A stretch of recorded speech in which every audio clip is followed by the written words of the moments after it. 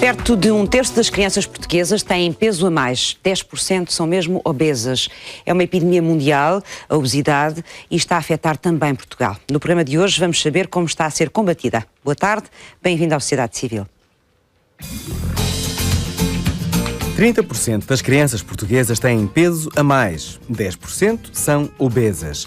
O mundo tem 22 milhões de crianças com menos de 5 anos e com excesso de peso. Estamos nas más médias europeias quanto ao peso dos nossos mais novos. A Organização Mundial de Saúde indica que 90% das crianças portuguesas comem fast food, doces e refrigerantes pelo menos 4 vezes por semana. Não bebem água todos os dias e só 2% comem fruta. Colocados na mesa estes maus números, importa refletir nas consequências de uma má dieta alimentar. Como serão os adultos portugueses com tão má alimentação em criança? O que motiva a obesidade infantil? A falta de regra, a crise, a abundância, a má escolha dos alimentos. Uma dieta saudável não é mais dispendiosa que uma dieta com abusos calóricos e com falta de fruta e legumes. A obesidade das crianças é um problema da atualidade e do futuro dos portugueses. O que comem as nossas crianças? Vamos então, durante este programa, tentar perceber como é que se pode mudar hábitos, comportamentos, de forma a termos crianças mais saudáveis e inverter um pouco esta tendência do aumento da obesidade em Portugal. Muito obrigada aos meus convidados desta tarde. Carla Rego, bem-vinda, é pediatra e é especialista precisamente em obesidade infantil. Como especialista nesta área, qual é a sua grande preocupação nesta altura sobre esta questão?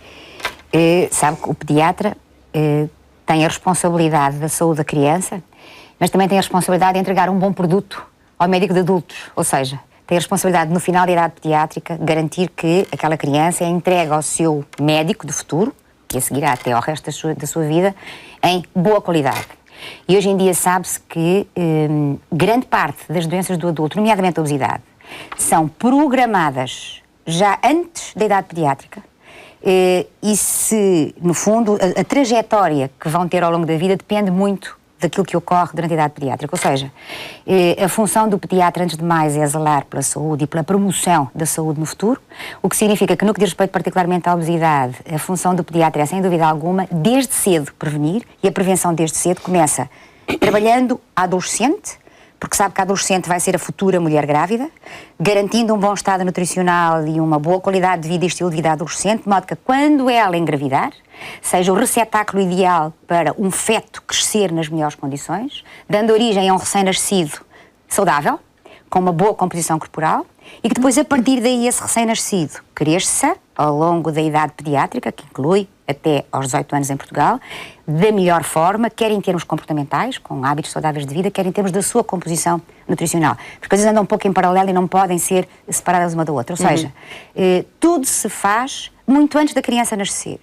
E o muito antes da criança nascer significa na fase em que a adolescente entra na sua idade de possível procriação.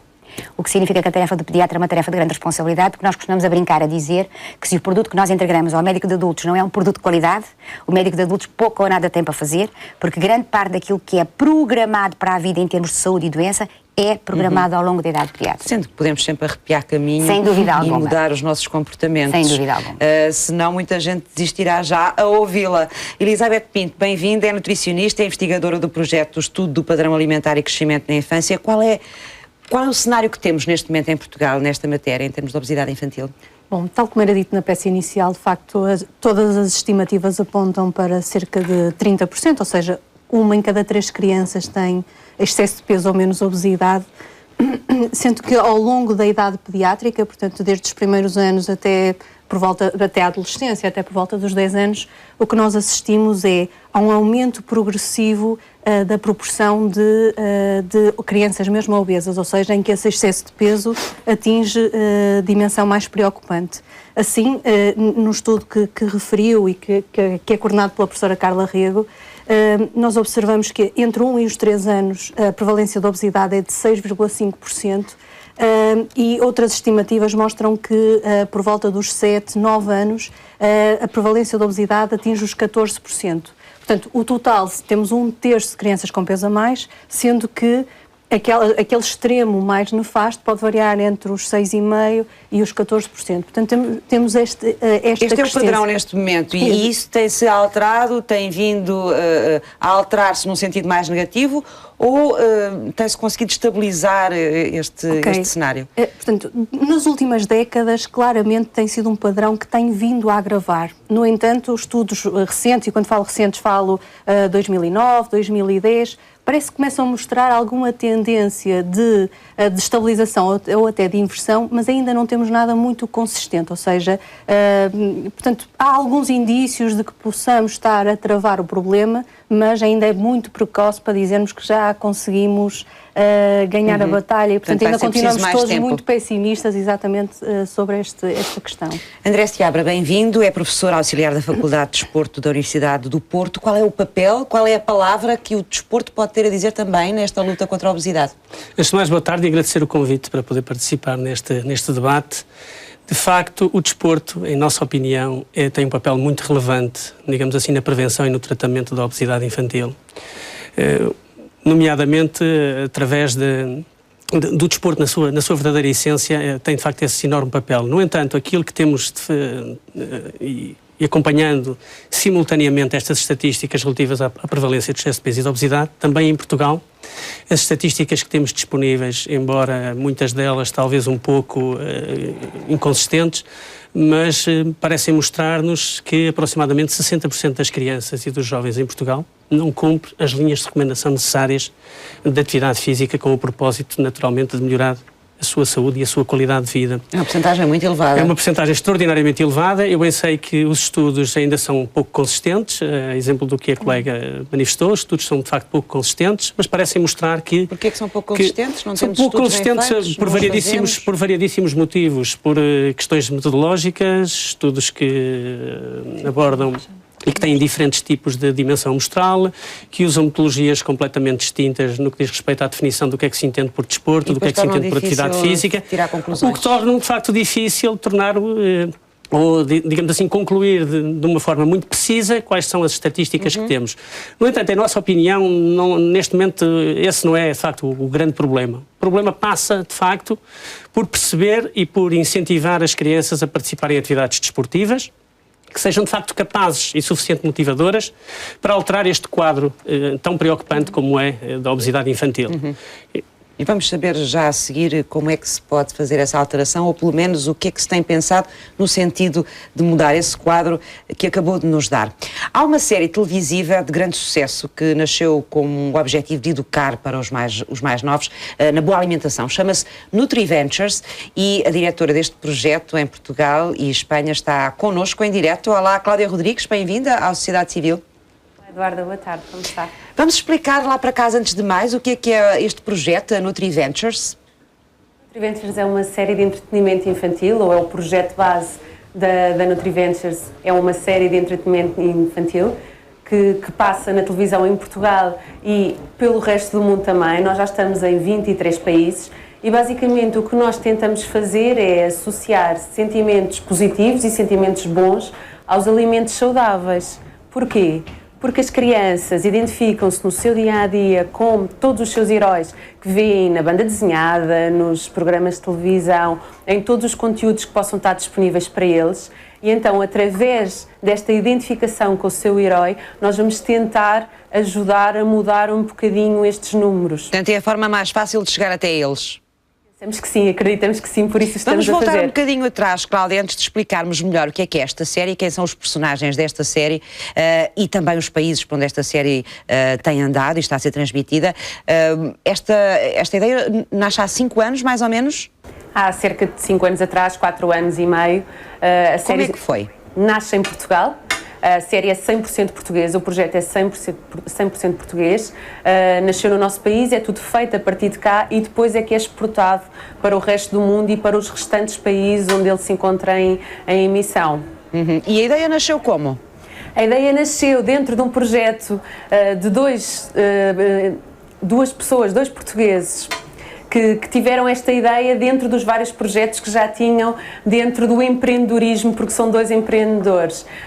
Surge a ideia, porquê? Porque não encontraram nada a nível mundial que conseguir dar resposta a esta pandemia, a esta problemática, e apareceu aqui então a ideia da NutriVentures e da tentativa de combate à obesidade infantil. Então, para além do entretenimento, temos a causa também, que é promover o combate à obesidade infantil e tentar promover estilos de vida mais saudáveis junto das crianças. De uma forma divertida. Exatamente. De qualquer forma, apesar disto ser uma ideia portuguesa e de ser um projeto 100% português, não estreou em Portugal. Estreou em Portugal. Foi? Já estreou, primeiro? Sim. Foi onde estreou primeiro? Por acaso não, o primeiro país onde estreou não. Não estreou cá? Estreou primeiro estreou na Ucrânia. Onde? O primeiro país onde estreou foi na Ucrânia, em agosto de 2012. Em setembro de 2012, aí sim estreou em Portugal e na Hungria. E desde lá até agora já estreou em muito mais países, em Espanha, na Bulgária, nos Estados Unidos, no Brasil, na Tailândia, na Malásia, vários países, Colômbia. Está por todo o mundo. Um bocadinho por todo o mundo. Basicamente. Vamos então saber um pouco mais sobre esta série. Cláudia, já vimos as imagens, mas provavelmente podemos vê-las daqui a pouco outra vez. Onde é que se passa esta aventura? Esta aventura passa-se numa cidade onde 4 heróis, que é o Theo, a Lena, a Nina e o Ben, vivem numa cidade onde não existem alimentos tal e qual como nós os conhecemos, porque o mal da história, o Alex Grant, imbuído do seu espírito de ganância, de querer enriquecer muito rapidamente, decidiu destruí-los todos e passar a produzir na sua fábrica um composto altamente calórico, ao qual chamou Genex 100, em que as pessoas que consumiam-no uma única vez por dia estavam saciadas. Então estas crianças nasceram na era do Genex 100, comem esta barra calórica e está tudo bem. E nunca viram um alimento, nunca viram uma fonte de onde possa vir um alimento, nunca conheceram um animal, um peixe, uma vaca, uma árvore de onde possam vir os frutos, nunca viram nada.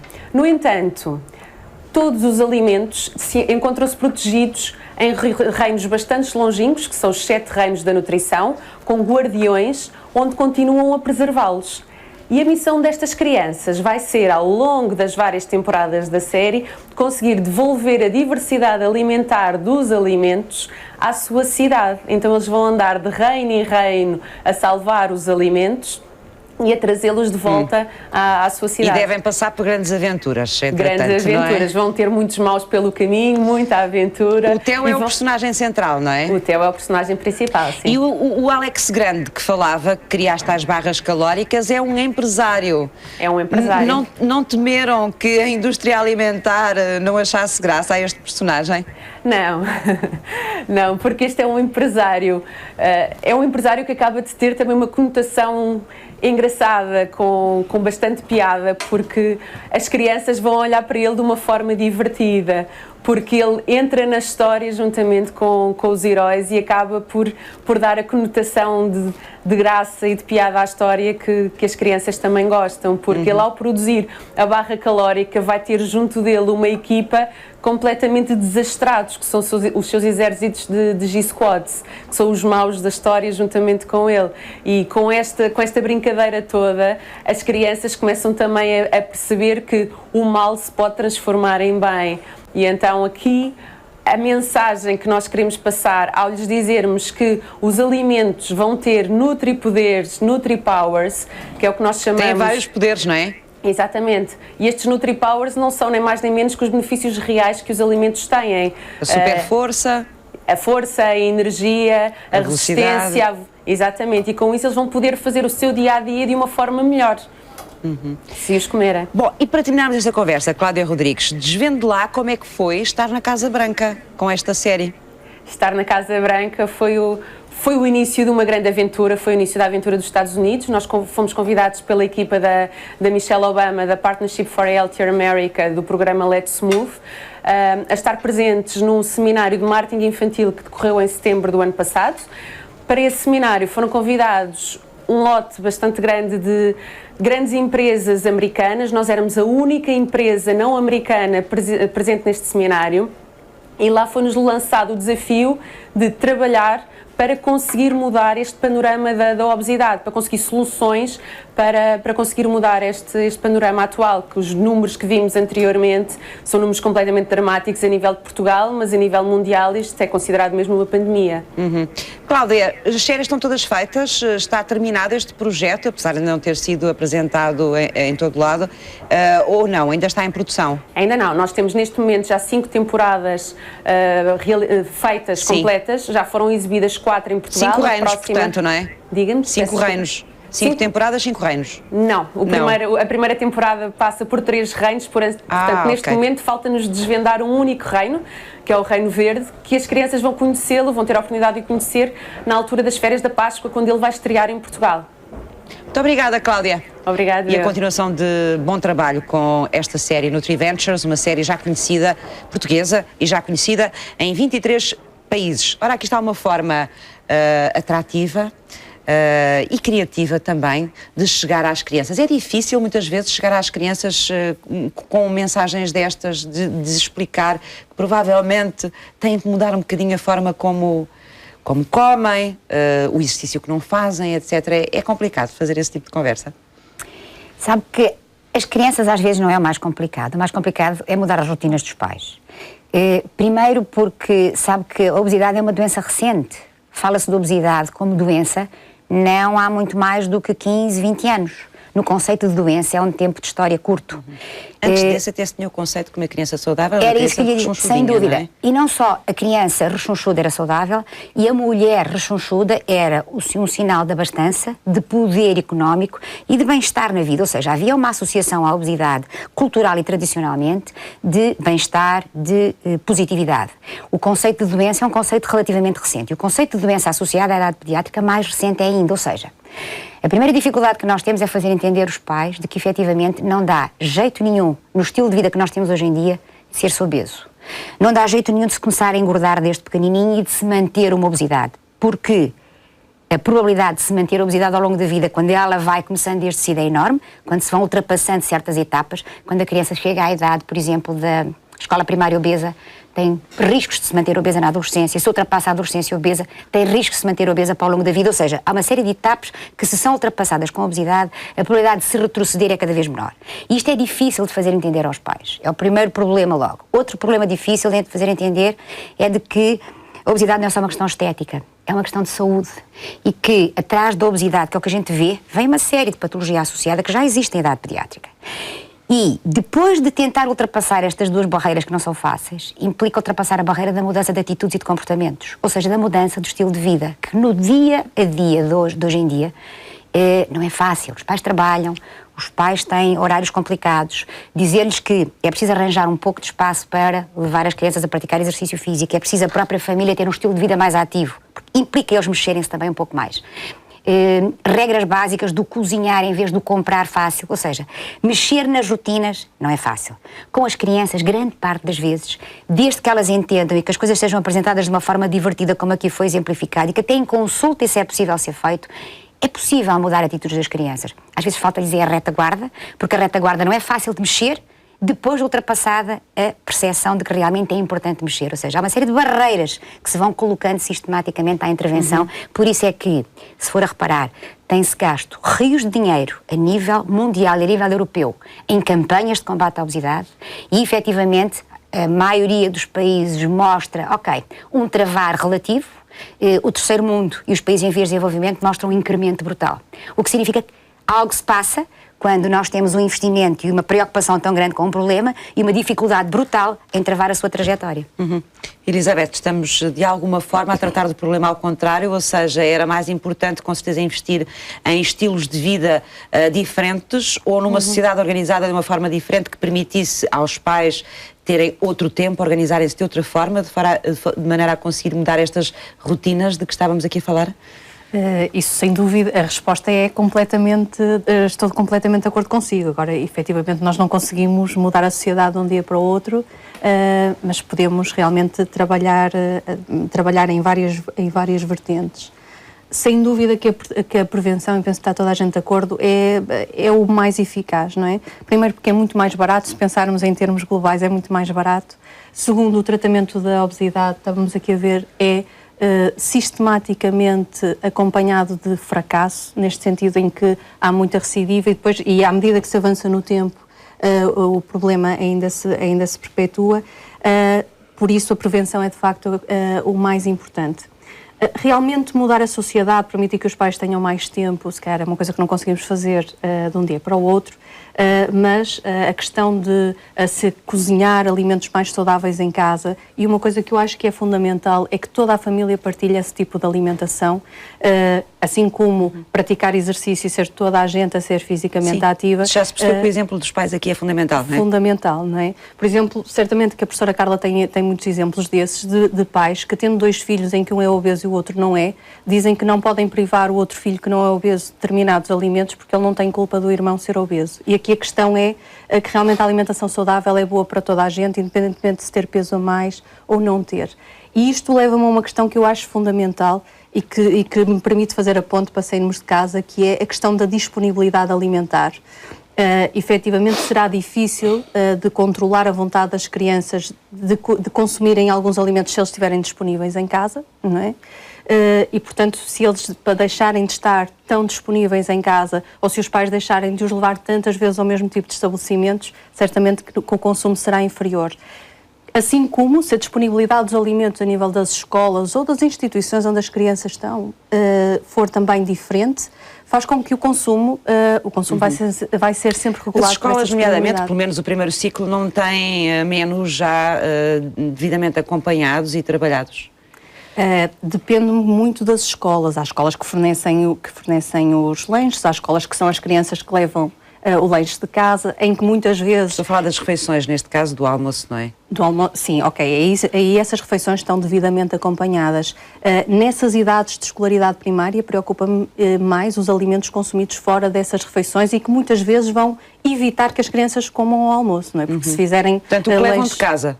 O que levam de casa, exatamente, porque nessa idade o comprar ainda não é tão frequente. Depois, ou em idades mais avançadas, outras preocupações se colocam. Mas realmente a disponibilidade, o terem disponíveis, o mudarmos essa disponibilidade vai realmente reduzir o consumo dos alimentos. E estamos a falar de alimentos ricos em gordura, ricos em açúcar, cuja publicidade também publicita muito, porque vendem e porque são atrativos ao paladar das crianças.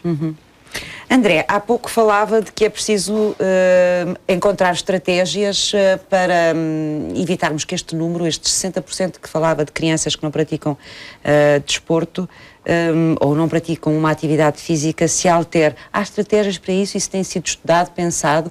O que é que se pode fazer nessa matéria?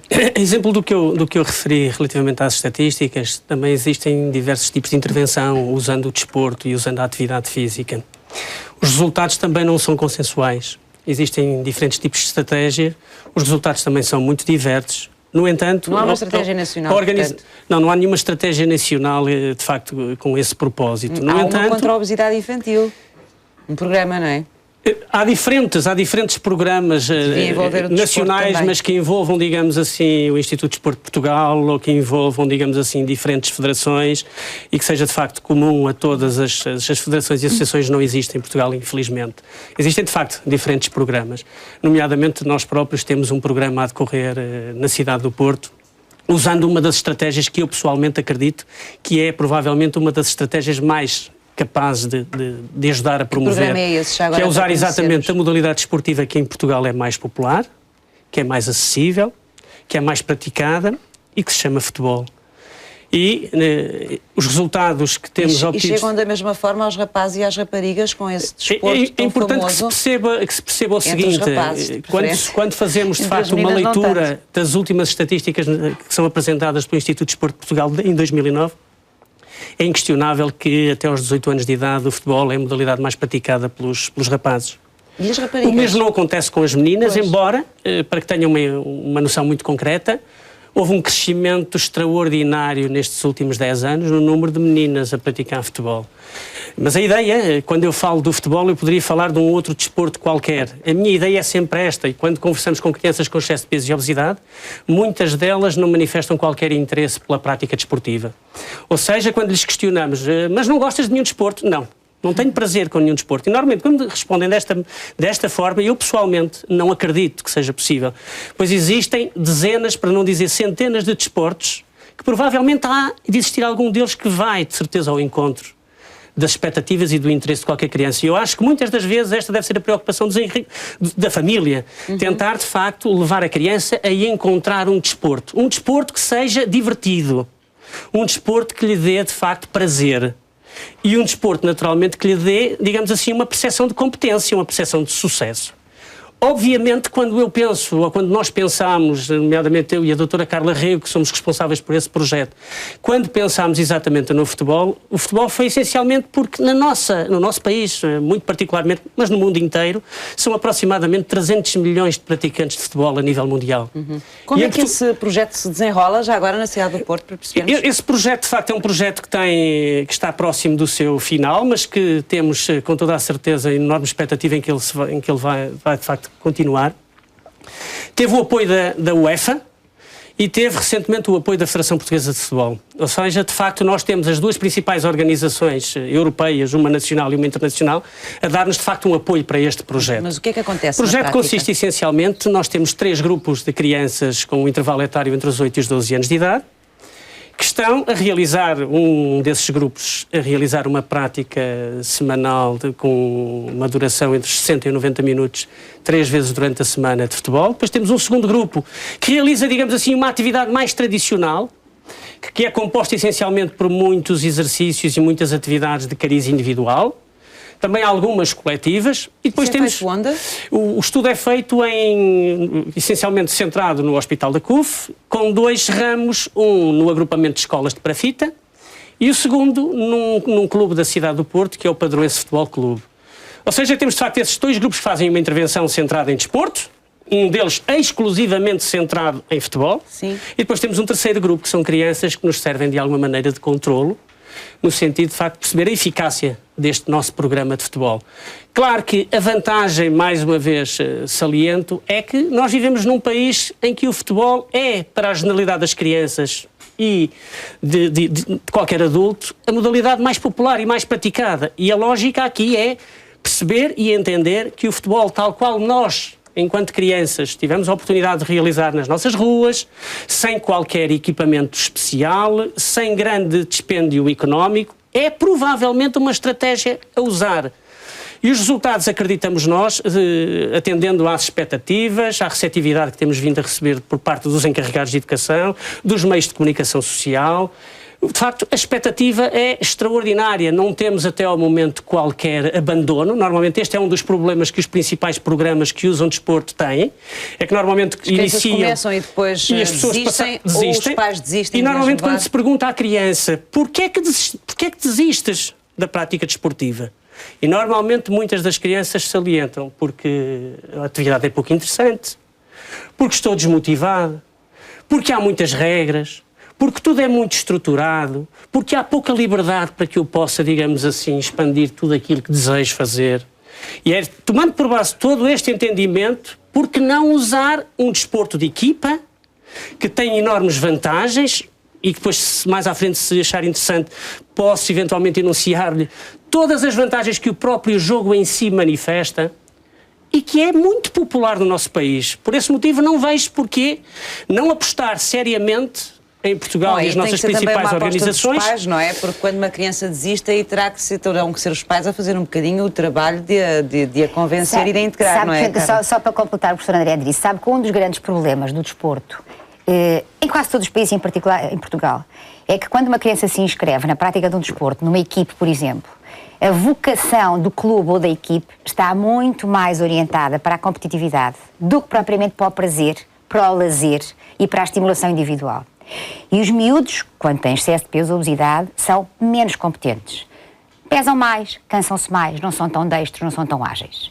E rapidamente, quer pelos colegas, porque há idades em que eles não poupam ninguém, quer pelos próprios profissionais do exercício, muitas das vezes, isso não é tido em conta, não são acarinhados e não são incentivados. E creio que a particularidade deste tipo de projetos é que quem os está a treinar, e o professor André sabe muito bem, faz isso muito bem. Quem está a treinar, falo com prazer, falo... E são todos integrados da mesma forma, independentemente das características de e são todos estimulados e eles sentem prazer em ir para lá e eles próprios competem entre eles próprios, não competindo com os outros. O que é o oposto daquilo que habitualmente acontece numa equipe.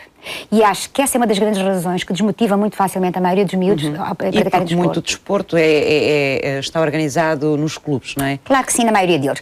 E quando não é nos clubes, acaba por ter custos em termos de encargos económicos que muitas vezes as famílias não conseguem comportar. Acho que são as duas grandes razões, para além da logística familiar. A primeira é a ausência de reconhecimento de que a criança, quando pratica desporto, deve fazê-lo por prazer e por lazer.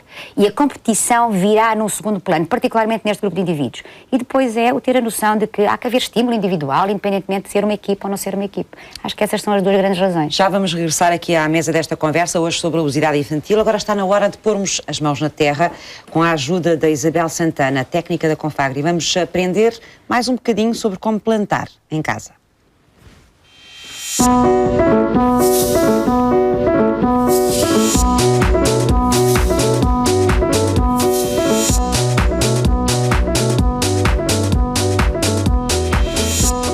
Olá Isabel, bem-vinda. Hoje vamos na prática para o segundo passo, não é? De como plantar em casa. A semana passada estivemos a ver qual era o material que precisávamos, o que é que precisaríamos para para pôr as nossas plantas lá em casa, e agora vamos aprender a plantá-las? Ainda não. Ainda não. O que é que vamos fazer hoje então? Hoje vamos falar um bocadinho e voltar a referir e explicar o que é uma sementeira, e dentro de uma sementeira que podemos fazer uma sementeira direta no local definitivo ou uma sementeira por via do transplante. Vamos explicar bem o que é que consiste estes termos. Já agora, depois também, quando é que devemos optar por uma ou por outra? Exatamente. Para isso eu trago várias embalagens de semente, e o processo da sementeira é um processo único, uma vez que é um encanto, é como se fosse uma magia, em que se coloca a semente na terra e esta germina, vai dar origem a uma planta. É um processo mágico. O processo de germinação consiste quando se coloca a semente na terra e esta vai dar origem a uma planta.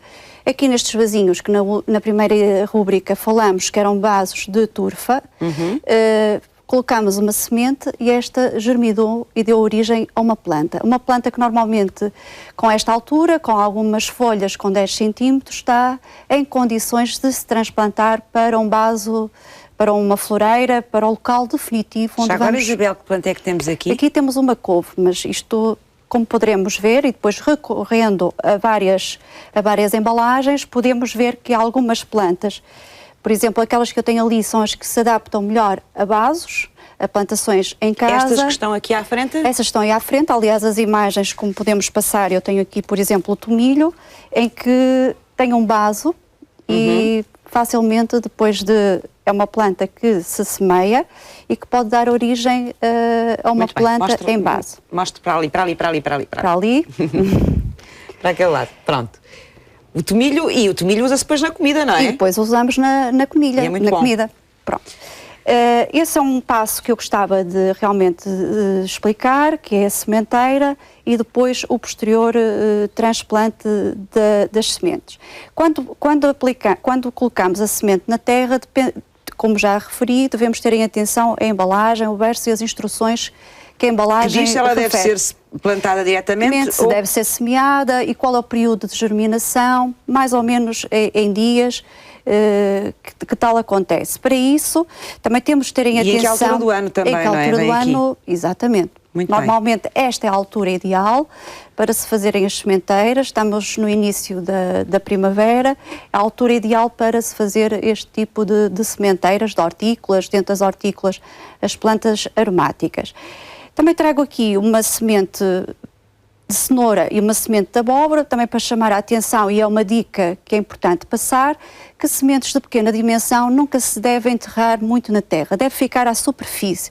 Como o caso da cenoura, que é uma semente de pequenas dimensões. Mas tapada com terra ou mesmo à superfície? Não, tapada com terra, mas à superfície. Deve ser semeada à superfície. e o caso da abóbora, que é já uma semente de grandes dimensões, maior dimensões, que já se pode colocar mais com alguma... Ou seja, as sementes maiores enterram-se mais, as mais pequenininhas são mais à superfície. Muito bem, exatamente. Porquê? Porque se ficarem com muita terra em cima têm mais dificuldade em rebentar. Exatamente, tem mais dificuldade em germinar. Aí depois a semente que está no estado latente dar origem a uma planta que depois vai dar origem a uma transplantação. Nesta rúbrica também acho interessante chamar a atenção que quando estamos a fazer uma horta e antes de passarmos à próxima rúbrica de fazermos uma plantação, chamar a atenção que há algumas plantas que não se dão bem umas com as outras, são boas companheiras ou são inimigas, por isso é que se costuma dizer que numa horta podemos ter uma guerra. Por exemplo, a salsa é uma cultura que gosta de estar sozinha. Ao contrário da hortelã, que é uma cultura que se dá muito bem com outras plantas. Portanto, a hortelã é mais sociável que a salsa. É muito mais sociável, além de nos dar... Elas têm personalidade também. Tem uma personalidade. É um ser vivo. Portanto, a hortelã dá-se muito bem com outras plantas. A hortelã, dentro de casa, num vaso, é muito importante porque é um grande repelente de insetos e tem muita utilidade. Eu trago aqui hoje alguns livros que gostava... Agora tenho uma dúvida antes de avançar, até porque considero isso é importante as pessoas perceberem se vão juntar várias plantas, quais é que podem juntar ou não juntar. Isso também vem aqui nas instruções do... Não vem nas instruções, não vem, pois não. Mas temos essa informação aqui. Eu tenho aqui 2 livros. Portanto, mas é outra coisa que as pessoas devem sempre acautelar antes de plantar, é perceber se podem juntar 2 tipos de plantas. Exatamente, é importante, porque há determinadas plantas que se dão bem umas com as outras e outras não. A salsa gosta de estar sozinha, é uma planta solitária. Tenho aqui este livro que ensina estes primeiros passos, cultive alimentos no seu apartamento. É muito interessante para quem está a dar os primeiros passos nesta área. Encontra-se em qualquer livraria, Encontra-se em qualquer livraria. Temos aqui este que é muito interessante, que é a grande novidade atual. É uma horta para ser feliz, na cidade ou no campo, aí já no é no quintal exterior, não é? ou numa varanda. Ai não, também Sim, tem tudo. informação E depois tem uma curiosidade, que é no final do livro, tem vários portais, vários endereços que podemos recorrer, eletrónicos, que nos podem ajudar a encontrar todas as dicas, todos os passos, toda a informação que precisamos para exatamente, fazer a nossa inclusive temos o portal da Confagri, onde podemos, a nível nacional, fazer uma busca no nosso país de quais são as cooperativas que têm este tipo de material à venda. Hoje, nesta rúbrica, também gostava de chamar a atenção para uma curiosidade que já vem desde os nossos antigos, que tem a ver com a influência da lua nas plantações, nas sementeiras. E tem mesmo influência. E tem mesmo, se pensarmos bem e se estudarmos um bocadinho, aqueles ditados que os nossos antigos falavam têm de alguma forma, algum sentido. Por exemplo, fazer sementeiras na lua nova não é a altura ideal. Na lua nova devemos preparar sim a terra e depois com o quarto crescente sim vamos fazendo algumas plantações, começando a preparar e a fazer as sementeiras. A quarto crescente e a lua cheia, sim senhora, são as alturas mais indicadas para fazermos as sementeiras e as plantações. Portanto, as plantas crescem melhor também com o crescer da lua. Com o crescer da lua. Por exemplo, os nossos antigos, há estudos que comprovam isso, que no quarto minguante, tudo o que nasce da terra para cima minga. Portanto, não cresce. E tudo o que cresce da terra para baixo, cresce. Portanto, é a altura indicada para fazermos sementeiras, por exemplo, de cenouras, de nabos, tudo que provém de uma raiz. O que nasce dentro da terra, os tubérculos, não é? Tudo. Exatamente. Que é eu trago aqui um anuário, existe no mercado vários anuários desta especialidade. Trago aqui o Borda d'Água, que é um anuário que mensalmente... Vamos explicar às pessoas que é um anuário, nem toda a gente conhece. O anuário... Para que é que ele serve? O anuário, podemos aqui verificar mensalmente. O anuário traz-nos algumas indicações, não só relacionadas com a agricultura, com a astrologia, traz-nos as feiras e traz-nos relacionado com a com a astronomia? Com a astronomia, com a provavelmente. astrologia e também algumas informações. Isso é uns signos. Sim, com a astrologia, pronto. E também nos traz algumas informações que são importantes e pertinentes, e os nossos antigos sempre acompanharam estes anuários. Por exemplo, aqui no mês de fevereiro, no mês que estamos neste momento, indica no norte e no centro quais são as plantas que devemos semear, quais são as plantas que devemos... Precisamente. E quais são as operações culturais que devemos fazer. Podar no minguante, por exemplo, plantar árvores e semear pinheiro bravo no crescente. Na horta, semear alho francês, beterraba e cebola. E depois tem a particularidade por dias nos chamar a atenção de quais são as luas e o que é que vai acontecer. Uma previsão da meteorologia, que por sinal estive a verificar e tem sido coincidente com o que está a acontecer neste momento. E é só o borda d'água que tem isto ou há outros? Existem outros, existe o almanaque, existe o seringador. Isabel, estamos mesmo no final. Mais alguma informação que queira deixar aos nossos espectadores? Penso que falámos um bocadinho de tudo. Penso que... Para a semana é que vamos meter as mãos na terra mesmo? Para a semana é que vamos mesmo meter e vamos fazer umas plantações. Muito bem, Isabel, muito obrigada por ter vindo à Sociedade Civil mais uma vez. Vamos então para a semana plantar. O que é que vamos plantar? Já sabe, não? Ainda não sei, vai ser uma surpresa. Muito bem. Então até para a semana. Obrigada. Boa tarde. Vamos voltar então à nossa mesa de conversa. Hoje dedicamos o programa à obesidade infantil.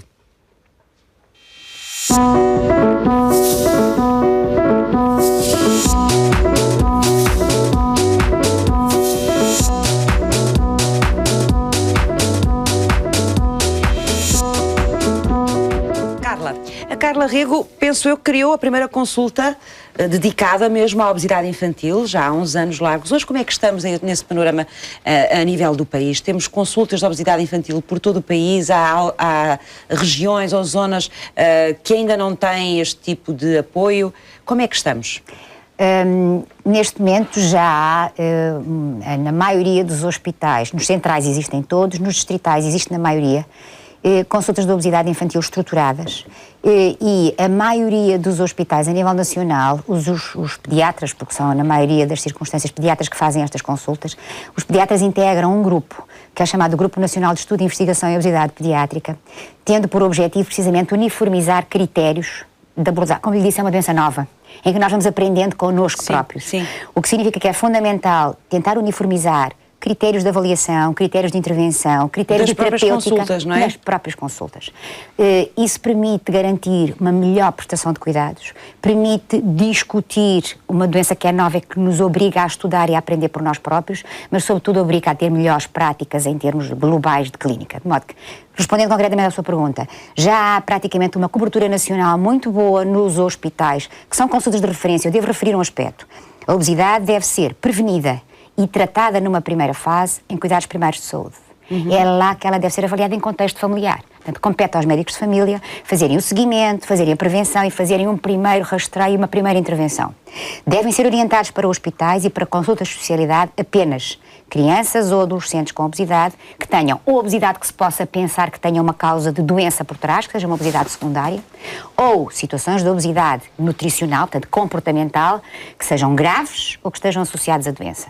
Só nessas circunstâncias é que estas crianças ou adolescentes devem ser orientados para consultas de referência em hospitais, porque senão, pela elevada prevalência da doença a nível comunitário, os hospitais entupiam completamente, havia uma incapacidade completa de dar resposta. De acordo com a sua análise, e porque já estou também o padrão alimentar, não é, de crescimento infantil, onde é que estão os principais problemas? Eu já percebi que um deles é mudar os comportamentos dos pais, mas indo mais ao pormenor, quais são as grandes questões aqui, ou quais são os grandes problemas que era preciso atacar para reverter esta situação? Eu acho que a professora Elizabeth já falou em alguns deles. Sim. Eu acho que basicamente as pessoas têm que entender que, ponto número 1, nós somos todos diferentes. E efetivamente há pessoas que têm mais facilidade para engordar e outras que não têm nenhuma facilidade para engordar. E antes de mais há que conhecer a tendência de cada um. E a tendência de cada um começa desde que nasce. Por exemplo, um bebê que nasce pequenino demais, nasce com o tempo todo, mas que nasce muito pequenininho, e que antigamente se dizia, bom, há que o engordar rapidamente porque apetece de comer, hoje em dia é ao contrário. Há que o deixar crescer devagarinho porque o que a gente não quer é que ele engorde. Porquê? Porque se ele nasceu pequenininho, como eu lhe dizia há pouco e que a chocou um bocadinho no início, se ele nasceu pequenito, Ele está habituado na barriga da mãe a ter restrição na oferta alimentar e programou-se para essa oferta alimentar. Se ele nasce e vem para o mundo da abastança, em que a avó, a mãe, às vezes o pediatra está preocupado e quer engordá-lo, ele não está adaptado para lidar com o excesso de alimento e vai desequilibrar todo o seu metabolismo, e se ele engorda rapidamente nos primeiros meses de vida, a probabilidade de ele continuar a ser obeso é maior. Ou seja, primeiro aspecto é ter a noção de que nós somos diferentes e que somos diferentes em função da nossa vivência na barriga da mãe, mas em função da nossa genética familiar. História de famílias com grande prevalência de obesidade tem necessariamente maior risco que os filhos sejam obesos. Quando uma criança nos entra no consultório, se ela é gordinha, a probabilidade de ter uma mãe ou um pai gordos a virem atrás é elevadíssima, porque há uma partilha de genes e há uma partilha de ambiente. Este é o primeiro aspecto, é saber que somos diferentes e que há que desde cedo definir fatores de risco. Fatores de risco são peso ao nascimento e são história da obesidade familiar. Segundo aspecto, ter a noção de que as crianças devem crescer com a sua característica própria e a sua velocidade de crescimento e não fazer questão de que elas engordem. E este crescimento saudável faz-se ensinando os pais a darem de comer desde cedo. E ensinando uma coisa muito simples. Para além das regras do primeiro ano e da importância do aleitamento materno, da diversificação alimentar ser algures entre o 5º e o 6º mês, de se deverem introduzir paulatinamente e corretamente os alimentos no primeiro ano, porque o primeiro ano é um ano de elevada sensibilidade. Para além deste primeiro ano, a partir do primeiro ano, quando se diz a criança entra na dieta familiar, há que ter a noção de que deve entrar numa dieta equilibrada. E que a família tenha filhos gordos ou filhos magros, a mistura dos dois, a prática deve ser comum para todos eles, porque a prática da alimentação saudável é independente do peso. É aí muitas vezes que começa o problema? É aí que começa quase sempre o problema. Das crianças deixarem a alimentação controlada e trabalhada com o pediatra muitas vezes para a alimentação da família? É aí grande parte das vezes que começa o problema, sobretudo porque a criança é inserida no ambiente familiar em termos de oferta alimentar e grande parte das vezes é inserida nos erros familiares também em termos de oferta alimentar. E a criança nunca diz que não àquilo que é bom e que é doce, porque nós geneticamente nascemos programados para gostar de doce, de modo que não custa, se uma criança experimenta cedo o contacto com o doce, não custa que ela goste, disso e que procure. Porque quando a gente gosta, procura. Quando se dá um alimento a uma criança em determinada ocasião e ela se habitua e gosta, é muito difícil se não impomos regras desde o início. Aqui é que está o truque. Nada é proibido. Todos podemos comer tudo e as crianças podem comer tudo, entre aspas. Desde que tenham a noção, sobretudo a partir dos 2 anos e meio, em que se pode comer tudo, tenham a noção de que há coisas que se comem todos os dias, há alimentos que se comem de vez em quando. E a regra, eu acho que é a questão-chave em ambiente familiar. Independentemente dos filhos serem mais pesados, menos pesados, dos pais serem obesos ou não. É ter a noção de que há regras num contexto familiar para a semana e que há exceções em situação de dia de exceção. E este é a atitude em termos comportamentais, no que diz respeito à parte alimentar, que é fundamental incutir nas famílias.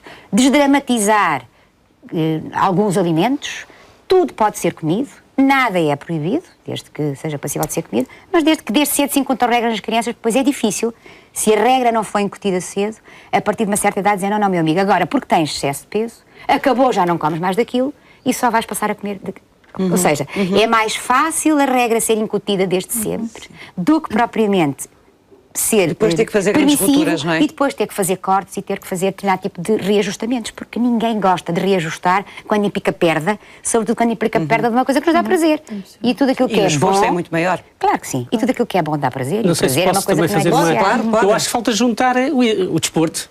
Exatamente, Claro. exemplo de, combinando esta ideia da intervenção ser o mais precocemente possível feita, naturalmente com o desporto a mesma ideia naturalmente prevalece, ou seja, há de facto do ponto de vista, alguma evidência de que uma criança que tem um estilo de vida ativo permanecerá na idade adulta também com um estilo de vida ativo.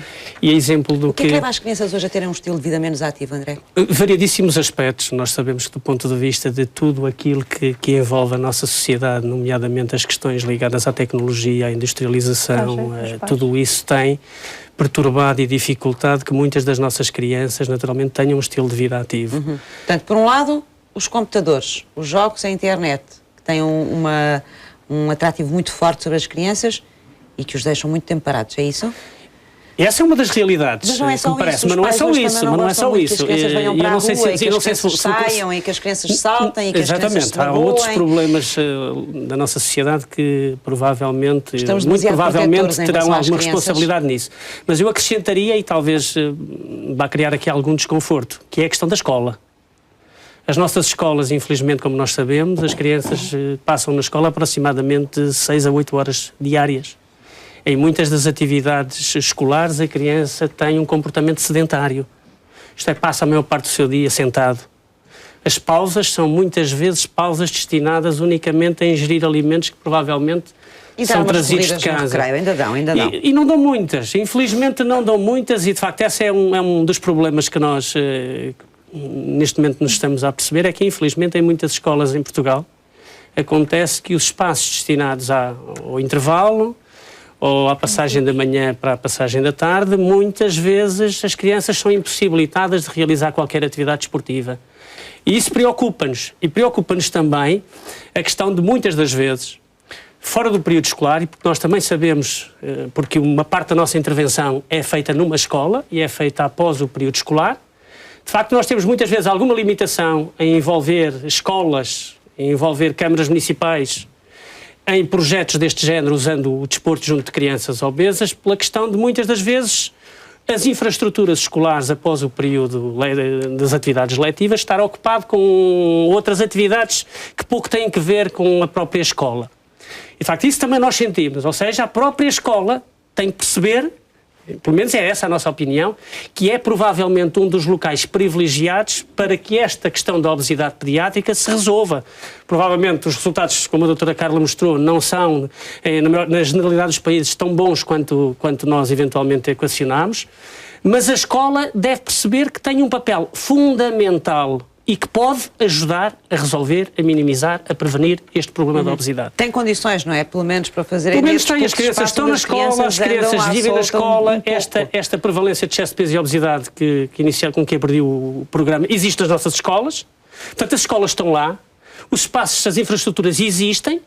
Por exemplo, eu gostaria de destacar, neste nosso projeto, neste momento temos um forte envolvimento da Câmara Municipal de Matosinhos, com a disponibilidade do pavilhão da escola, com a disponibilidade de professores formados em escolas superiores de desporto, ou seja, é uma autarquia que percebeu de uma vez por todas que pode ajudar a tentar resolver este problema, e eu acho que isto deveria ser alargado a todo o país. Bom, pelo menos ajudaria a incutir nas crianças o gosto por se mexerem, não é? E pelo exercício físico. Eu acho que sim, independentemente de ser futebol ou ser outro desporto qualquer, mas a escola tem que acreditar que é o local privilegiado para ajudar a minimizar este problema sério. Elizabeth Pinto, logo no arranque da nossa conversa, dizia que a prevenção é sempre o melhor caminho. Aliás, seguindo também aquilo que a Carla disse, a nível de prevenção, estamos a fazer o que é preciso fazer? Estamos a fazer a prevenção que podemos fazer ou podemos fazer mais? Se calhar a segunda opção, estamos a fazer o que é possível fazer, reconhecendo as limitações que isso tem e tendo muita vontade de fazer melhor. E também gostava de ouvir a opinião dos colegas, mas eu tenho sentido, do trabalho que tenho feito nesta área, que nos últimos anos tem havido grande envolvimento das várias instituições nacionais, por exemplo, na área da saúde, a Direção-Geral de Saúde, mas também o Ministério da Educação, que tem havido um grande envolvimento, quanto mais não seja a patrocinar cientificamente, ou que seja intervenções que tentam combater estes problemas, ou até iniciativas que tentam avaliar a dimensão deste problema. Por exemplo, aquele projeto internacional, o COSI, que tenta fazer exatamente a quantificação de crianças que, ao longo do tempo e periodicamente, é um projeto da OMS em que Portugal entra e que é patrocinado pela Direção-Geral de Saúde. Mas temos uma série deles, por exemplo, o regime de fruta escolar, que tenta ser aqui uma intervenção... que não chega a todas as escolas, não é? Que não chega, mas é uma intervenção suficientemente complexa para envolver logo à partida o Ministério da Educação e o Ministério da Agricultura, e que depois implica o envolvimento das autarquias, pois são estas que portanto, que terão que concorrer e que depois vão fazer a aquisição e a distribuição da fruta pelas escolas. Ou seja, parece-me que há muita vontade e há este esforço, há uma vontade também de saber o que é feito localmente, porque há muito mais estratégias feitas a nível das regiões. Por exemplo, aqui na região norte há o programa PASS, que é um programa da Administração Regional de Saúde do Norte, e que é um programa interessantíssimo, que abrange desde o primeiro ciclo, desde o pré-escolar mesmo, e todo o primeiro ciclo, e que é uma atividade, é um conjunto de atividades muito interessante que envolve a alimentação, o exercício físico, a saúde mental e a saúde oral, e que se destine e que tem atividades para as crianças fazerem com os pais, para as escolas, para os professores a intervirem, ou seja, é multidisciplinar e multi-atores, ou seja, tenta envolver todos estes atores, porque já se percebeu que é esse o caminho, não é? Que é a alimentação falar com o exercício e é os pais falarem com os professores e a escola ser promotora de saúde também. E depois há uma série de iniciativas de menor dimensão, ou seja, parece-me que se vai fazendo aquilo que é possível. Todos nós sabemos que não estamos numa fase em que os recursos abundem. Acho que chegamos a uma altura em que estamos a tentar não falar uns para cada lado e, portanto, a concertar esforços e a tentar reunir-se. E se calhar é isso, fazemos o que podemos, mas temos vontade de fazer muito mais. Portanto, eu, nos últimos anos tenho visto uma série de iniciativas e, portanto, nessa parte a minha visão é muito positiva, não sei qual é a visão dos colegas. Vamos já saber qual é a visão deles a seguir.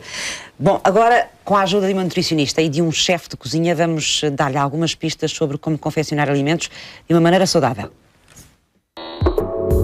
Convidamos Elsa Alves, nutricionista que fez investigação sobre o programa alimentar em crianças do primeiro ciclo e realizou um estudo europeu sobre hábitos alimentares em crianças. Fizemos também o convite ao jovem chefe Rui Martins. Queremos dar-lhe ideias de refeições para os mais novos. Alder, hoje vamos propor uma primeira refeição do dia, o primeiro almoço com iogurte natural, com kiwi, frutos vermelhos e muesli. Começar o dia logo com a energia. O que vamos fazer aqui é uma coisa simples, vamos montar um iogurte que à partida se compram já preparados. Nós vamos desconstruir, mas fazer uma boa construção. Vamos utilizar o kiwi. Isso a Elsa poderá dizer enquanto eu vou montando a sobremesa o que é que... Os benefícios do kiwi. Sim, kiwi. O kiwi é rico em vitamina C, portanto, a começarmos o dia logo com um nutriente que nos estimula e também nos previne, nesta altura do ano, de agentes infecciosos. A nossa saúde começa pela primeira refeição. Vitaminas, sais minerais e proteína é a composição desta refeição. Não basta que o pai e a mãe queiram que a criança coma saudável, se também eles não derem esse exemplo. Eu acho que sim. O risco a correr é sermos melhores alimentados por aquilo que fazemos. O açúcar invertido na natureza, o mel, um toque leve para dar um toque do açúcar, Eu acho que o mel não é só açúcar. Não, tem vitaminas, tem minerais. E, portanto, nós aqui temos um açúcar da natureza, que vem diretamente da natureza, não tem processamento. Não. Eu fui adiantando já o nosso almoço ou jantar. Vamos falar entre o almoço e o jantar, o prato dá para as duas coisas. Isso falará mais sobre as vitaminas, nutrientes, quantidades. Aqui, o que temos aqui, uma coisa muito simples. Tomate, neste momento berinjela e pimento. E gordura tem? Não. Juntamos um pouco de uma erva aromática que é o tomilho-limão, seja o limão, a frescura ao prato. Vamos utilizar muito pouco sal. Isto, entretanto, courgette, tem bastante água, não é? Então, enquanto os legumes estão a libertar a água e a envolver sabores, é isso? Mas também vamos fazer outra dica lá para casa, Elsa. Nós temos aqui uma esmagada de batata com cenoura. Há um erro que se faz, que é o desaproveitamento da água das cozeduras, dos legumes, dos caldos. Falou que não tínhamos nenhum tipo de gordura. Vamos ter sim, no fim. Então, o que peixe temos aqui, chefe? Elsa, temos aqui uma dourada.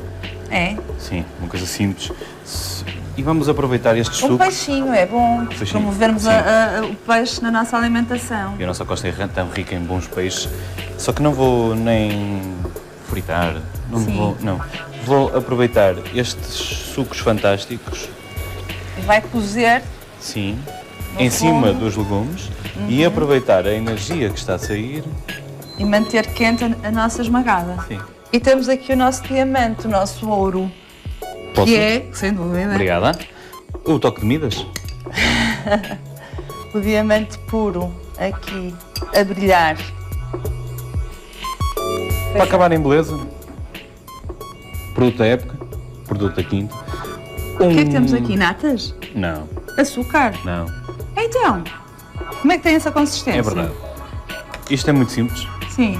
Leite, Sim. nem belo. Boa. Água. Sem lactose. Gemas. Sim. Um pouco de amido. Sim. Casca de laranja e sumo de laranja. Sem glúten também. Sem glúten. onde vamos buscar o nosso açúcar ao mel da maçã salteada. Pronto. Então o que temos aqui? Pronto, temos aqui o nosso creme de laranja. Claro que vamos incutir nesta sobremesa o glúten através das pequenas rebanadas. Sim. Ok? Foram ao forno, pão torrado no forno. O crocante da sobremesa. Sim, aquela textura que vocês muito falam na composição da refeição, não é? Portanto, a textura, a consistência, os sabores que se misturam no palato. A maçã. E? Mel, só. Então, para finalizar... Para finalizar, vamos só pôr um pouco de raspa de limão, frescura ao prato. Sim. Mais um exemplo de fruta cítrica que é típica desta estação do ano. Sim. Elsa, com isto tudo, só me resta desejar bom apetite lá para casa, que aproveitem. Eu vou já provar e desde já digo, alimentação saudável é comer com prazer e começar o dia logo com uma primeira refeição, uma refeição completa. Ao longo do dia, refeições intercaladas de 3 em 3 horas, tendo sempre cor no nosso dia através da fruta e dos hortícolas, da estação. Não esquecer de beber água ou bebidas saudáveis.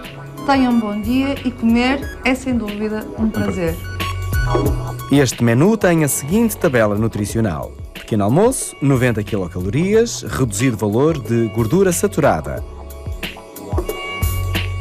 Almoço, 193 quilocalorias, fibra e pouca gordura saturada. Sobremesa, 155 quilocalorias, baixo valor de gordura saturada. Boas ideias para um bom apetite. Elizabeth estava aqui a falar dos programas que existem de prevenção, não é? Em relação à obesidade infantil, e eu gostava de ouvir também a Carla, e gostava de ouvir também o André sobre esta questão, de perceber neste momento se podíamos fazer mais em termos de prevenção ou não. Ou o que temos é suficiente? Eu acho que nunca é suficiente se os números não invertem. Agora, eu acho é que, pegando um pouco naquilo que a literatura mostra e naquilo que às vezes no fundo a teoria nos ensina, há uma imagem muito interessante em que é como se fosse uma cebolinha e que no fundo mostra a necessidade da interligação de toda a gente para que resulte. E essa cebolinha tem, na casca de fora, vamos supor, o poder central. A seguir, o poder regional. A seguir, o poder local, autarquias. A seguir, a família. A seguir a escola, depois a família e depois a criança. A criança está no centrinho e é a única que não consegue fazer rigorosamente nada. E ou esta cebolinha funciona em conjunto, de fora para dentro, de forma a atingir o centro como objeto fulcral de modificação, ou se efetivamente não há interligação entre as diferentes estruturas, a coisa não resulta. E essas camadas da cebola estão todas a funcionar ou nem por isso? Estas camadas da cebola têm tentado ir funcionando. A nível de poder central, Elizabeth referiu, tem havido alguma sensibilização. Não basta necessariamente, eu creio que o grande problema é a interligação de esforços e de atitudes, nomeadamente entre o Ministério da Saúde e o Ministério da Educação. Sendo que depois, à boa maneira do nosso país e não só, não basta recomendar. É preciso fiscalizar a efetividade do cumprimento das recomendações. Por exemplo, o Ministério da Educação tem recomendações relativamente às emendas escolares e relativamente àquilo que se pode vender em bufês. Vejam as escolas que cumprem. Tem recomendações em relação ao que deve ser colocado nas máquinas de vending machines, que devem existir nas escolas e que eu sou a favor delas, desde que se saiba o que se põe lá dentro. Vejam as escolas que o cumprem. Ou seja, há algum trabalho feito de cima para baixo, há o início de uma interligação de estruturas que se calhar deve ser mais fortalecida para que seja mais eficaz, mas depois é preciso não esquecer que é preciso ir descendo as camadas da cebolinha, é preciso ir vendo nos locais relativamente aos quais as medidas são dirigidas, se há cumprimento dessas recomendações. Porque muitas das vezes, por necessidade de sobrevivência das próprias escolas, o que acontece é que não há cumprimento destas recomendações. Por grande parte das vezes a escola vai buscar alguma verba, nomeadamente aquilo que vende nas vending machines, e eles vendem muito mais se puserem lá chocolates do que puserem pão e água. E isto é perverso, mas é assim que as coisas funcionam, com a conivência de uma das partes da cebolinha, que é a família. Porque todas as escolas têm conselho de pais. Há aqui interesses económicos também que depois acabam por distorcer as coisas, não é? É evidente, mas interesses económicos que têm, que no fundo ou melhor, há um certo pacto com a própria família, porque em todas as escolas há conselhos de pais, e os conselhos de pais, o conselho, como é que isso tem o nome próprio? Associação de pais. Associação de pais. E as associações de pais têm algum poder em termos de condicionar a escola a tomar certo tipo de atitudes. E muitas das vezes são estes conselhos de pais que têm alguns interesses para atingir outros objetivos dentro da própria escola. E é preciso que estes conselhos de pais também tenham a noção do que isso implica. Ou seja, há que haver uma concertação, sendo que a criança é o ponto fulcral, mas ou as coisas funcionam interligadas com alguma corresponsabilização de cada etapa, e a primeira corresponsabilização tem que ser da família, isto é fundamental e acho que as pessoas têm que entender. Ou seja, se há alguém responsável pela saúde da criança, e se há alguém a quem se deve corresponsabilizar em primeiro lugar, é a família. Mas é evidente que não se pode corresponsabilizar uma família se não se criarem condições mínimas para que essa família tenha capacidade de executar determinado tipo de propostas que lhes sejam feitas. E aí é que entra o poder regional. E por aí fora. Ou seja, há muito feito, mas, teoricamente, há muito mais a fazer, provavelmente muito na interligação destas diferentes estruturas e na corresponsabilização de cada uma. E, sobretudo, no apelo ao dever cívico de cada uma. Que acho que é isso que nos falta. André, gostava de ouvir também sobre isto. Eu concordo com a generalidade dos aspectos salientados pela doutora Carla Rego. No entanto, há um deles que não partilho totalmente dessa concordância, que é a questão do Ministério da Educação. Pois, enquanto profissional do desporto, nós sabemos, e mais uma vez, em buscar a questão da escola, onde eu continuo a achar que é um dos locais privilegiados para, de facto, minimizar este problema grave da obesidade infantil, e que é, de facto, a disciplina de educação física. Quando assistimos a que, de facto, as estatísticas relativamente à prevalência de excesso de peso e obesidade continuam a crescer, ou pelo menos a não diminuir, quando assistimos a que a generalidade das crianças e dos jovens não cumpre as linhas de recomendação internacionais para o exercício, e que sabendo nós que o exercício, o desporto, a atividade física tem um papel relevante e fundamental na prevenção do excesso de peso e da obesidade infantil, não se compreende como é que, de facto, o nosso Ministério da Educação cada vez reduz mais o número de horas à disciplina de educação física, de facto, cada vez é menor, cada vez... Acha que isso é um sinal contrário? Eu, sinceramente, eu acho que sim. Acho que é um sinal contrário que não se consegue compreender quando há alguns minutos atrás conversámos que provavelmente todas estas estratégias, digamos assim, primárias poderiam e com toda a certeza vão minimizar os custos que eventualmente no futuro estas crianças com excesso de peso têm, e que têm os problemas que têm, as complicações, as comorbilidades que têm associadas à obesidade e que se vão manifestar uns anos mais tarde. Portanto, há necessidade da prevenção, as escolas é o local ideal, a disciplina de educação física tem um papel relevante e não pode, minimamente, pelo menos é essa a nossa opinião, enquanto Faculdade de Desporto da Universidade do Porto, achar que cada vez é uma disciplina que menos considerada relativamente às restantes. Penso que na atualidade deveria ser exatamente o contrário. Pelo menos ser tão considerada como as outras todas e percebendo que, para além da promoção de estilos de vida ativos, é uma disciplina capaz, naturalmente, de promover um estilo de vida saudável. Gostava só de se pudesse acrescentar, força, claro, a propósito disto, porque há pouco, na primeira vez em que estávamos a falar, e que eu lhe disse que as refeições do almoço que são supervisionadas, e de facto em muitas escolas estão empresas de prestação de catering, de prestação de restauração desses serviços, que têm profissionais qualificados a elaborar as emendas, mas há uma questão que é aqui delicada, não é? E que vem de acordo com isto, é que para conseguirem ganhar os concursos em termos de competitividade, porque os preços das refeições nas escolas são tendencialmente muito baixos, muitas vezes alguns princípios são ultrapassados. E muitas vezes existem, por exemplo, nutricionistas da autarquia que fazem a supervisão do que vem das emendas fornecidas pelas próprias empresas e nos casos conseguem alterar melhor, noutros menos. Mas muitas escolas, ou até algumas autarquias que têm a divisão de saúde escolar mais dinamizada, disponibilizam online as emendas que são servidas nas escolas, e eu alertava para que os pais fizessem uma supervisão do que é servido, ou então vão perguntando às crianças, porque podem... Algumas estão fixadas mesmo na escola, semanalmente. Se os pais forem à escola levar as crianças, portanto, os pais vão à escola de vez em quando, não é? Certo, poderão não ir toda a semana e não... Sim, mas geralmente as escolas têm colocam semanalmente a ementa, não é? Ok, portanto, mas o que me está a dizer na prática é que a os ideia pais é possam- boa, não é? De que as ementas sejam equilibradas Claro. e tenham o acompanhamento do nutricionista, mas depois há ali outras coisas pelo meio no processo Poderá que acabam haver. por distorcer isso. Não estou a dizer que é uma realidade nacional, que é a generalidade das escolas, mas numa ou noutra isso poderá acontecer. E cá está, novamente, as preocupações económicas por vezes acabam por se sobrepor, não é? E, portanto, os pais aí terão esse papel fundamental de verificar e de alertar a escola de que as coisas não estão a ocorrer tal como deveria ser, não é? Carla, estamos mesmo no final. Vou-lhe dar o último minuto para deixar lá para casa, se possível, alguma recomendação a este nível que possa ser importante. É difícil fazer recomendações assim abrangentes, mas eu vou-me esforçar. Basicamente, acho que é importante viver-se em família, ter-se hábitos saudáveis em família, começar esses hábitos desde cedo, ter a noção de que o que se faz hoje é aquilo que se vai ser amanhã, o que significa que, no que diz respeito a estilos de vida saudável, tudo pode ser comido, desde que haja regras. No que diz respeito à atividade física, quanto mais, do mais simples se fizer o caminhar, mexer ou andar, melhor, sendo que há que os pais tomarem a responsabilidade da saúde dos filhos e exigirem que, dentro daquilo que seja possível, as entidades ou as estruturas que tomam conta da educação, nomeadamente as escolas e as autarquias, aí está, acabem por colaborar e ajudar de forma a promover um estilo de vida saudável. Muito obrigada aos três por terem vindo conversar esta tarde connosco sobre a obesidade infantil.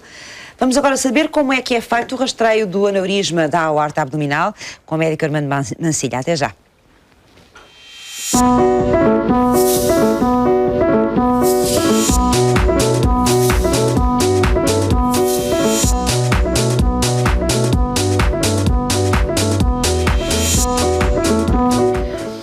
Bem-vindo mais uma vez, Armando Mancilha, à Sociedade Civil. Hoje vamos falar do rastreio do aneurisma da aorta abdominal. Antes do rastreio, quer explicar-nos o que é isto do aneurisma da aorta abdominal? É capaz de ser boa a gente saber? Claro, com certeza que sim. Eu não sei se é possível, eventualmente, documentar... Mostrar as imagens que trouxe, porque eu não é? penso que há uma outra imagem que, eventualmente, poderá ser útil nesse entendimento. Se for perceptível aqui na imagem, nós estamos a falar de quê? De uma artéria. E estamos a falar da principal artéria do nosso organismo, que é a aorta. Que é a aorta. Neste caso estamos a falar da aorta abdominal e que no fundo transporta todo o sangue para tudo aquilo que nós podemos imaginar que são os nossos órgãos, o fígado, os rins, os intestinos e claro, todo o sangue depois que se destina aos membros inferiores. É, portanto, a grande autoestrada do nosso sangue. É a nossa via, é a nossa via preferencial, com certeza. E quando nós pensamos na aorta abdominal, ela tem, como todas as artérias, um calibre, um determinado calibre, um determinado tamanho que aqui vem em esquema. E o que é o aneurisma? O aneurisma é uma dilatação, não é uma pequena dilatação, é quando ultrapassa a pequena dilatação e se transforma em algo que já não é reversível.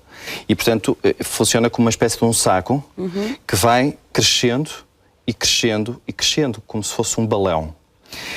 E eu não sei se eventualmente é possível passar a próxima imagem para que percebam que, apesar de tudo, nós temos, obviamente, diferentes tipos de aneurismas e isto quer dizer o quê? Que nós devemos olhar para esta entidade como uma entidade que tem um grau de perigosidade e uma taxa de mortalidade muito elevadas, mas obviamente nós depois médicos, quando olhamos, nós cirurgiões vasculares, quando olhamos para os aneurismas, há uns que são mais perigosos do que outros e olhando para aqui percebem que este balão só de um determinado ponto da parede é muito fácil de poder romper e quando rompe nós temos uma taxa de mortalidade que é na ordem dos 80% e é disso que nós estamos a falar. Enquanto que quando o aneurisma é um pouco mais alongado e mais extenso, não forma este saco tão localizado, apesar de tudo, não deixando de ter o risco de ruptura, não tem obviamente o grau de perigosidade que tem este que aqui lhes demonstra e por isso é que nós temos indicações para operar que são diferentes umas das outras. Consoante cada caso, Consoante cada não é? caso, exatamente. Já agora, antes de avançarmos mais, porque tem essa curiosidade, o que é que provoca isto? Perdem força as paredes da artéria? Essa é uma boa interpretação e acho que as pessoas rapidamente percebem que assim é. Nós temos alguns fatores de risco que são mais importantes. E temos algumas indicações para rastreio. Penso que se puderem passar a próxima imagem, que poderá ser útil, que muitas vezes não se sabe. É essa? Mas é esta imagem. O rastreio do aneurisma da aorta abdominal é muito simples de ser feito. Nós, inclusive a sociedade científica, lutamos para que isto possa ser incluído no Programa Nacional de Rastreios, porque estamos a falar de uma ecografia abdominal. De uma simples ecografia abdominal. E consegue-se perceber. Com uma simples ecografia abdominal que pode ser feita em todo o país. Não tem que ser nos centros mais especializados e não são os exames mais especializados. É uma ecografia abdominal que nos identifica se estamos ou não perante um aneurisma. Depois, o tratamento e o estudo do aneurisma, isso sim, carece de outros exames, mas para rastreio, que é identificar aquela população que possa ser portadora de aneurisma da aorta abdominal, basta uma ecografia abdominal. E nós temos algumas indicações que são mais precisas, e uma que eu gostava de transmitir, se me permite, é que todos os homens com mais de 65 anos devem fazer o rastreio do aneurisma da aorta abdominal, independentemente de outros fatores de risco. Quer dizer que este problema tem mais prevalência nos homens do que nas mulheres? É mais prevalente nos homens do que nas mulheres. Não exclusivamente, sim, mas é mais prevalente nos homens do que nas mulheres. E a verdade é que nós sabemos que a partir dos 65 anos isto aumenta. E existem já alguns países que têm isto nos seus programas de rastreio, como seja a Inglaterra e Suécia, em que são todos os homens com mais de 65 anos são chamados para fazer o rastreio através de uma ecografia. Claro que, para além disto, há alguns fatores de risco que importa referir, e um deles é o tabagismo. O tabagismo é claramente um fator de risco. A hipertensão arterial também é algo de que nós falamos e que pedimos às pessoas para controlarem, porque, como imagina, o aneurisma, sendo este balão, esta dilatação, com uma hipertensão arterial, o risco de ruptura é maior ainda. É muito maior. Mas eu gostaria de focar, de enfatizar o tabagismo. O problema é o tabaco e depois também, não só, mas também. É dos fatores mais importantes. É dos fatores mais importantes. E gostava também, se me permitisse, de deixar uma outra mensagem também, que é: qualquer pessoa que tenha na sua família alguém que tenha sido portadora do aneurisma da aorta abdominal deve fazer este rastreio mais precocemente. Ou seja, um homem que tenha tido um pai com aneurisma da aorta abdominal não deverá esperar pelos 65 anos para que o possa fazer. Deve fazer mais precocemente. Antes por prevenção. Por pura prevenção e através de uma ecografia abdominal. Portanto, isto não faz parte do rastreio do Serviço Nacional de Saúde? Não. Mas é possível sempre pedi-lo através do médico de família, não é? Claro, é possível. Portanto, eu diria que desejável. Nestas circunstâncias e a partir de uma determinada idade. Como é que isto depois é confirmado? Portanto, disse-me que a ecografia era o suficiente para perceber que existe um problema. Sim. Isto depois tem que ser confirmado como? Com que tipo de exames? Se nós pudermos passar a imagem seguinte, é claro que nós, perante um aneurisma da aorta abdominal... Vamos ver a próxima imagem, se for possível.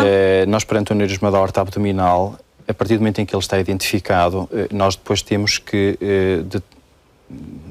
tirar algumas dimensões para podermos equacionar o tratamento mais adequado. E claramente o exame, eu trouxe aqui uma imagem mais fácil das pessoas perceberem. Isto é uma angiotaque, e o que nós percebemos, como vem aqui mais uma vez a aorta abdominal, isto é um exame real, não é um esquema, e vem aqui a dilatação, o saco. E este saco, que aqui vê numa angiotaque, é bastante menor habitualmente do que o é na realidade. E isto era outra mensagem que eu gostava de deixar, é que nas tacas, quando nós fazemos uma taca, percebemos em corte que, para além disto, e isto é a tal via que referia no início, que é por onde passa o sangue, à volta disto e antes da parede da artéria, nós temos trombo.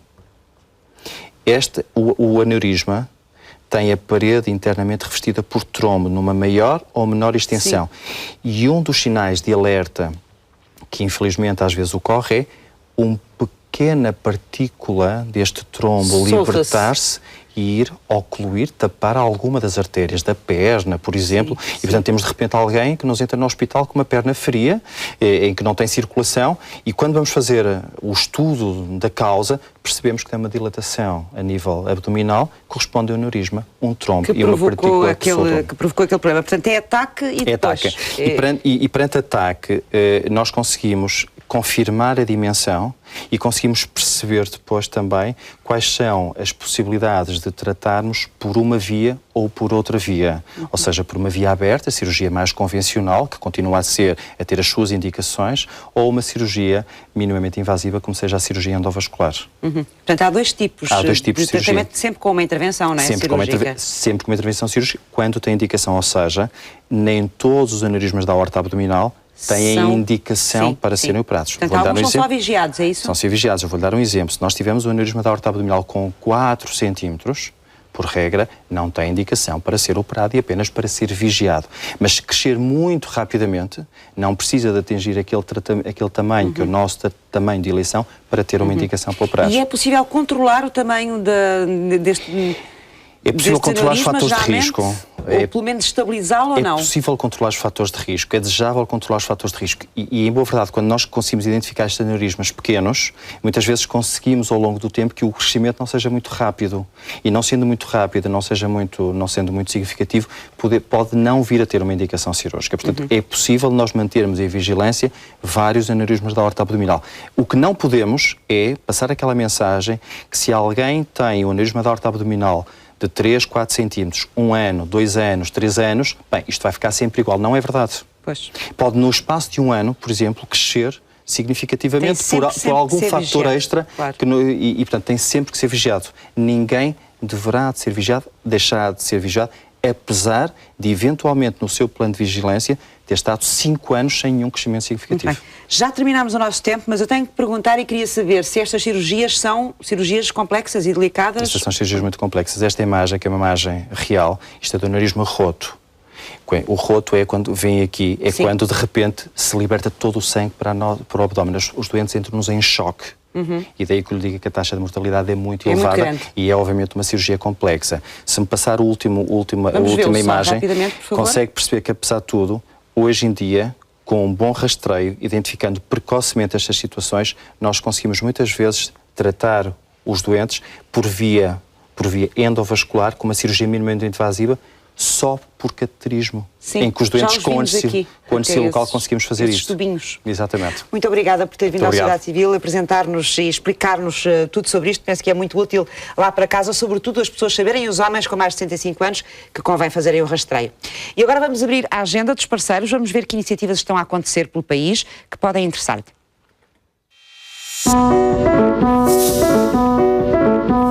Está a decorrer o concurso Escola Alerta, com o objetivo dos jovens contribuírem ativamente na criação de uma sociedade com oportunidades iguais para todos. O desafio é propor ações que promovam os direitos humanos, em particular os direitos das pessoas com deficiência. O concurso, promovido pelo Instituto Nacional para a Reabilitação, dirige-se aos alunos do ensino básico e secundário. Os melhores trabalhos serão premiados. O exótico nunca está em casa? A questão levanta-se no Museu Nacional do Azulejo, que apresenta a China na faiança e no azulejo portugueses dos séculos XVII a XVIII. Patente até 29 de junho, a mostra celebra os 500 anos dos contactos luso-chineses, iniciados em 1513 com o desembarque de Jorge Álvares no sul da China. À espera dos visitantes, há 75 peças de azulejaria, faiança, porcelana chinesa, mobiliário, pintura e têxteis representativas da chinoiserie, fenómeno que se estendeu por toda a Europa, pois Portugal foi porta de entrada do Ocidente aos artefactos daquele país asiático.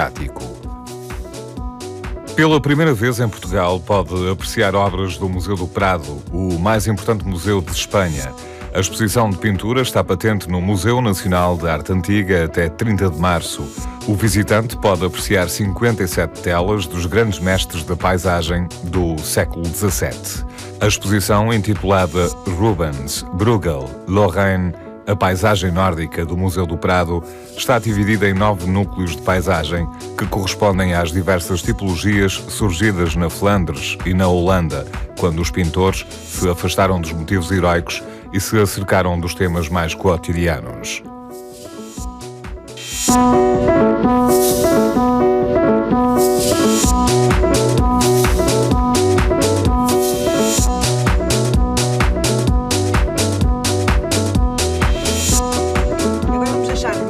Uma sugestão, um livro, um e-book que o Eloy Figueiredo criou. É professor universitário de Engenharia Civil na Universidade Católica de Lisboa. Vamos conhecer este livro, é um livro sobre pontes, não é? Sim. Condition Assentment of Bridges, Past, Present and Future. Como é que surgiu esta ideia, Eloy? Basicamente, nós organizamos em dezembro de 2012 um seminário em Lisboa, eu juntamente com o professor Jonathan Moldovan e o professor Manuel Barata Marques, em que pretendemos fazer um balanço sobre a temática da manutenção de pontes. Manutenção das pontes. E para isso convidamos vários especialistas nacionais e internacionais para vir discutir o tema sobre determinados tópicos. E depois, portanto, após esse seminário, fizemos uma mistura de todos os conteúdos que foram lá discutidos, criámos então uma história que começa no século XIX e termina no século XXI. Mas é uma história sobre a evolução da manutenção das pontes, é isso? E desse conhecimento ou não? Sim, basicamente nós queríamos de alguma forma projetar para o futuro aquilo que devíamos fazer ao nível da manutenção das pontes. Queríamos dar uma série de linhas de recomendação para os donos das pontes e para as entidades governamentais. Então, para isso, nós criamos uma estrutura que está claramente dividida em 3 partes, daí o título do livro ser Condition Assessment of Bridges, Past, Present and Future. Portanto, nós dividimos este livro em 3 partes. A primeira parte é o passado. Nós olhamos para o passado e pretendemos descobrir quais foram os desafios que nos foram propostos e a forma como nós os resolvemos. Isto é em relação às pontes nacionais ou não? Sim, nós, embora a gente tenha trazido os especialistas internacionais, nós estamos muito focados nas pontes em Portugal. Muito bem. Depois, ao nível do presente, nós tentamos identificar as tecnologias que estão a ser usadas para apoiar os donos das pontes a poderem manter as pontes e essencialmente isso, tentamos levantar as limitações que hoje a tecnologia tem. E só depois avançamos para a terceira parte, em que foi, baseado no passado, no presente, tentamos então projetar o futuro. É aquele velho ditado, a melhor forma de saber para onde vamos é saber de onde vimos, portanto, e foi um pouco essa ideia que tentámos trazer para aqui. E, portanto, surgiu este livro e que eu espero agora que possa ajudar, principalmente os donos das pontes. Ribeiro. É esta tragédia que aconteceu entre os rios. Isto, de alguma forma, este acontecimento histórico também motivou o vosso trabalho, de alguma forma, não? Obviamente que todo este seminário foi despoltado com este acontecimento por trás. Portanto, deixe-me reforçar uma ideia que é essencial poder, e especialmente para as pessoas lá de casa, que é essencial, é que a tragédia de Entre os Rios, em março de 2001, marca realmente uma viragem. Uma viragem em que os donos das pontes e o governo, essencialmente, ficaram mais sensibilizados para a sua responsabilidade enquanto autoridades. E, portanto, esta viragem é clara. Portanto, há um passado e há um presente que, atualmente, podemos dizer que os 3 grandes donos de pontes em Portugal, que são a Refer, a Estradas de Portugal e a Brisa, têm as suas pontes, são acompanhadas através de sistemas que nós chamamos sistemas de gestão de obras de arte, que no fundo é um software que permite armazenar toda a informação que é recolhida periodicamente das pontes e permite aos donos de obra, por exemplo, estipular programas de manutenção em função da informação que vão recebendo. Também, já agora, porque para as pessoas lá de casa, portanto, para ter uma noção que as pontes que estão sob a alçada destes 3 grandes donos das pontes são inspecionadas, digamos assim, pelo menos uma vez de 2 em 2 anos.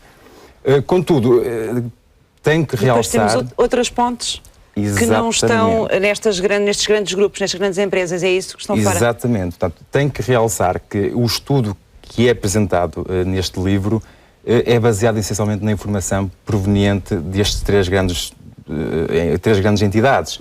O que significa que existe aqui uma entidade, que são nomeadamente os municípios, por exemplo, que têm responsabilidades perante as pontes e cuja informação, infelizmente, em alguns municípios ainda é um pouco escassa, mas que não consta neste livro, portanto... não tiveram acesso a essa informação, ou não pediram às por vezes porque não existe. Infelizmente, essa informação, em alguns casos, não existe. Mas, portanto, aliás, é uma das recomendações que nós lançamos neste livro, é uma medida que neste caso, o Governo podia lançar, seria propor às câmaras municipais fazerem esse levantamento para se poder ter uma ideia de quantas pontes, por exemplo, as câmaras têm e aferir o verdadeiro estado delas, para assim podermos dar mais garantias para o futuro. Eloy, onde encontramos esse livro, se quisermos ter mais informação? Ora bem, onde é que é possível encontrá-lo? temos de ter sempre presente que este livro nasce no contexto académico. Estamos mesmo no fim, e sim. E no contexto académico nós procuramos de alguma forma disponibilizar esta informação para toda a gente. Então, qualquer pessoa pode ir ao site da Católica Editora sim. e pode descarregar este livro, que está em versão e-book, portanto as pessoas descarregam o livro só e podem ler. Só em inglês ou em português também? Só está em inglês. Só está em inglês? Só está em inglês, até porque todo o seminário foi em inglês e, portanto, e no fundo a nossa ideia também era disseminar esta informação para todo o mundo e, portanto, este livro só está disponível em inglês. Portanto, e é partilhável então no site da Católica? Da Católica Editora. Católica Editora? Sim. Muito Portanto, as pessoas bem. vão ao site da Católica Editora e podem descarregar o livro de forma gratuita. Eloy, muito obrigada por ter vindo à sociedade civil apresentar-nos este trabalho que eu penso que é muito útil e esperemos que, entretanto, ele sirva também para que se faça esse tal levantamento que falta fazer. Muito obrigada. Tá bem, muito obrigado. E com esta sugestão fechamos a tarde de hoje do Sociedade Civil. Vamos voltar amanhã com outros temas. Tenham uma boa tarde e não se esqueça que Sociedade Civil somos todos nós. Até amanhã.